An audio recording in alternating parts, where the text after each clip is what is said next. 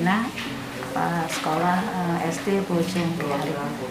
Dalam kali ini saya ingin mengklarifikasi tentang pembangunan komplek yang sudah berlangsung kurang lebih 1 tahun ajaran dari mulai 1920 dan yang akan terwujud di tahun ajaran 2020-2021. Saya ingin mengklarifikasi dari salah satu media yang mengatakan bahwa pembangunan komplek yang akan dirilis oleh SD Bojong Kiari menyalahi aturan. Saya ingin mengklarifikasi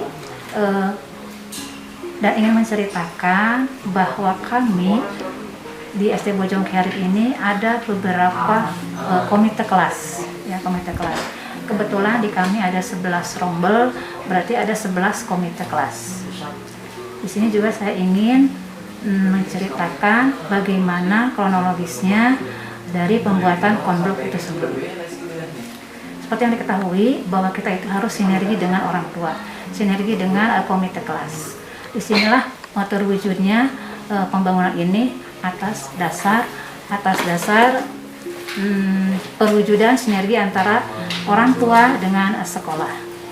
Salah satu wujudnya yaitu yang sudah terbentuk yaitu pembangunan musola. Pembangunan musola itu berjalan kurang lebih 1 tahun ajaran, dimulai dari tahun ajaran 2018-2019 dan pada 1920 alhamdulillah terwujud. Itu berkat adanya sinergi, adanya kerjasama antara sekolah dengan komite. Dan yang perlu diklarifikasi bahwa ini sebetulnya bukan iuran, tapi sumbangan yang sifatnya sukarela.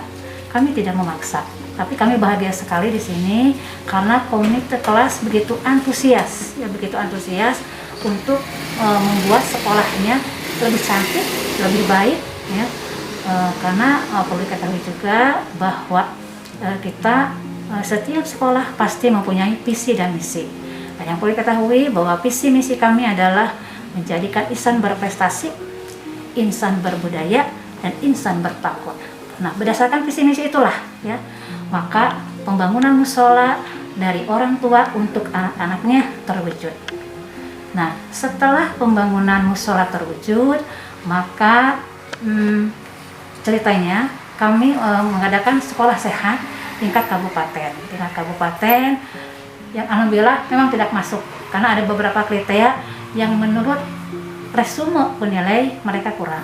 Di antaranya kami kurang di lapangan karena lapangan belum menggunakan paving block. Jadi saran mereka menggunakan paving block supaya meresap air. Nah, dari situlah kemudian komite kelas dan komite sekolah itu ingin mewujudkan mimpi menjadi sekolah yang betul-betul baik, ya. Itu mereka beranggapan bahwa sekolah itu adalah rumah kedua, ya. Jadi madrasati jannati, ya. Maka mereka berkumpul dengan komite kelas, dengan orang tua, mereka berembuk untuk membangun komplek. Ya, alhamdulillah pada tahun 1819 terwujud, ya, kemudian diwujudkan pada tahun ajaran 2020-2021 dengan keuangan kurang lebih 11 juta rupiah, ya. Kami sekolah, guru-guru semua diserahkan kepada komite, tetapi sekolah hanya sebagai fasilitator saja, fasilitator. Tapi memang kami memantau juga. Nah, pada tahun 2020-2021 maka akan dimulailah pembangunan komplek tersebut berdasarkan kesepakatan antara komite kelas dan orang tua semua dari SD Bojong Kiari. Nah, saya kumpulkan komite kelas dari kelas 1 sampai kelas 6.